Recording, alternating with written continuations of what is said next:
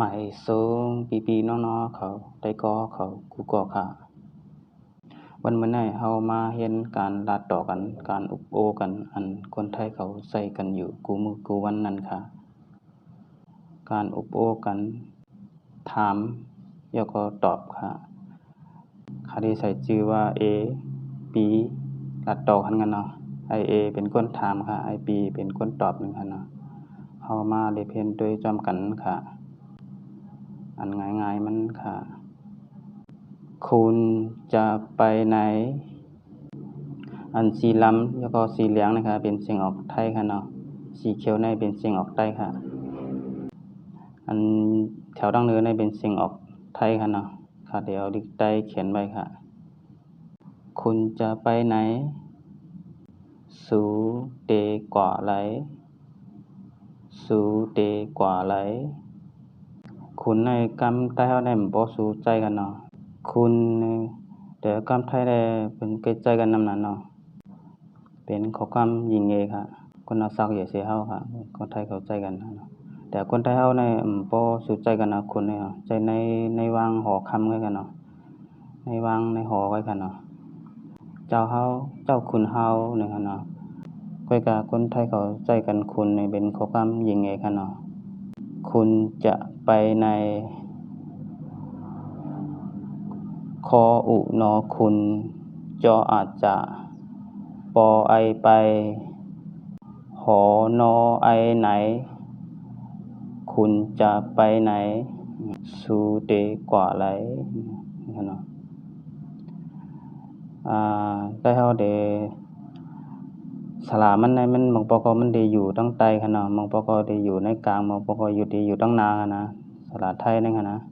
บางปอกอยู่ตั้งเหนือก็มีค่ะอยู่ตั้งเหนืออยู่ตั้งใต้อยู่ในกลางได้อยู่ตั้งนาเนาะดิกใต้เฮาก็เหมือนกันค่ะเนาะสระมันบางปอกน่ะอยู่ตั้งใต้บางปอกอยู่ในกลางมันค่ะเนาะมันก็อยู่ตั้งเหนือเหมือนกันค่ะอยู่ตั้งเหนืออยู่ตั้งใต้ดิกไทยก็เหมือนกันดิกไทยก็เหมือนนั้นค่ะเนาะไอ้ปีตอบฉันจะไปตลาดอันนั้นก็ผมจะไปตลาดฉันให้เป็นต้นดากคนยิงใจค่ะคนใจก็ใจไหลเองค่ะเนาะกำบันนำก็ติดใจผมกันนะเป็นคนใจค่ะมียิงก็เรียกว่าฉันคนใจที่ห้องว่าผมนะคะเนาะผมจะไปตลาดให้สีเหลืองในเป็นสิ่งออกไทยค่ะเนาะในสีเขียวในเป็นสิ่งออกใต้ค่ะฉันจะไปตลาดค่าเตกว่ากาดนะครับค่าเตกว่ากาดนะครับผมนี่ก็เป็นค่านั่นนะเนาะผมก็เป็นค่าสันก็เป็นค่าแต่เฮาใจตัวเดียวกันค่ะสันก็เป็นค่าผมก็เป็นค่าใจตัวเดียวกันค่ะจะนั่นก็เตียวว่าเตค่ะเนาะไปก็กว่านี่ค่ะเนาะตลาดนี่ก็เป็นกาดนี่ค่ะผมจะไปตลาดค่าเตกว่ากาดนี่ค่ะ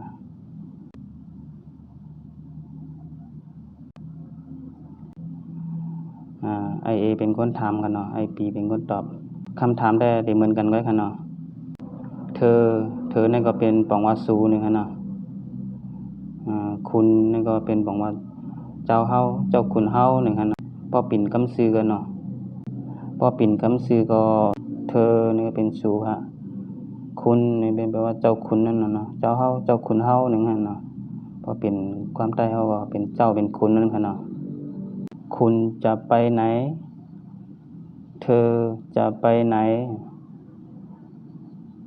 สูเตกว่าไหลนี่ค่ะเนาะจะนี่ก็เตค่ะเนาะไปก็กว่าไหนก็ไหลค่ะเนาะสูเตกว่าไหลนี่ค่ะเนาะไอปีเป็นคนตอบค่ะฉันจะไปเที่ยวผมจะไปเที่ยวในสิ่งออกมันกันเนาะแต่นี่ค่ะค่าเตกว่าเลค่าเตกว่าเลนี่ค่ะเนาะขอความอันง่ายๆก็ค่ะเนาะฉันนี่ก็เป็นค่า พรมนี่ก็เป็นค่าไว้ค่ะเนาะจะนี่ก็เตไปก็กว่าเที่ยวก็เหลนึงค่ะเนาะผมจะไปเที่ยวค่าเตกว่าเหลนี่ค่ะเนาะข้อความง่ายๆไว้ค่ะเนาะ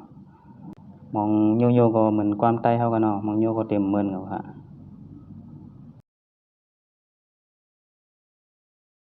คุณจะไปไหนเธอจะไปไหนสูเตกว่าไหลนี่ค่ะเนาะเธอเนี่ยใจตอนตาเป็นอ้อยก้อกันเนาะคนอาศักเป้งกันค่ะบ่เปิงกันก็คือกันเนาะอันใจกันเธอนี่ค่ะเนาะเธอนี่ใจตอนตาเป็นอ้อยก้อกันเนาะอ้อยก้อกันอาศักบ่เปิงกันค่ะอาศักกานี้ก็กันเนาะใจกันจังได๋เธอนี่คุณนี่ใจตอนตาคนที่อาศักใหญ่สิเฮาค่ะเนาะใจคุณนี่ค่ะคุณจะไปไหนเธอจะไปไหนสูเตกว่าไหลนี่ค่ะเนาะเธอนี่เป็นสูเนาะคุณนี่ก็เป็นเจ้าคุณเจ้าเฮาเจ้าคุณเฮานี่นะพอปิ่นกามใต้เฮาก็ไอ้ปีเป็นคนตอบค่ะเนาะฉันจะกลับบ้านผมจะกลับบ้านผมจะกลับบ้านข้าเตมื้อฮื้นนี่ค่ะเนาะข้าเตมื้อฮื้นนี่ค่ะผมจะกลับบ้านฉันจะกลับบ้านผมจะกลับบ้านข้าเตมื้อฮื้นนี่ค่ะเนาะข้าเตมื้อฮื้นนี่ค่ะจะนี่เป็นเตค่ะเนาะกลับนี่มื้อนี่ค่ะเนาะบ้านนี่ก็เป็นฮื้นค่ะอันนี้เป็นออกเสียงตัวเร็วไปค่ะเนาะ2ตัวนี้ออกเสียงตัวเร็วไปค่ะเป็นตัวมีซ้อนกันค่ะเนาะตัวมีซ้อนกันออกเสียงตัวเร็วไปค่ะมันจะกลับนึงค่ะจะอย่างนั้นค่ะเนาะมันจะกลับผมจะกลับบ้านนี่มันจะอย่างนั้นค่ะเนาะเดี๋ยวเบาไว้ๆค่ะกันนึงค่ะเนาะผมจะกลับบ้านกลับนึงค่ะเนาะกลับนึงค่ะไว้ๆค่ะผมจะกลับบ้านนึงค่ะเนาะข้าเตมื้อฮื้นนี่ค่ะอันนี้เป็นเสียงตัวมีซ้อนกันค่ะเนาะออกเสียงตัวเร็วไว้ค่ะ2ตัวนี้ค่ะผมจะกลับบ้านนี่ค่ะเนาะ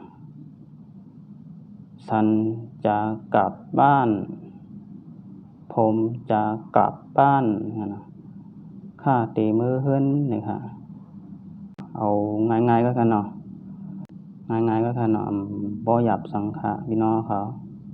เป็นข้อความง่ายๆก็ค่ะหยาบสังขะอันคนไทยเขาใช้กันอยู่คู่มื้อคู่วันนั่นค่ะเนาะตอนหมายหนึ่งในแต่ค่าเตย้อนกึดดื้อไว้กันนายก่อนค่ะหมายสูงกูก็ค่ะ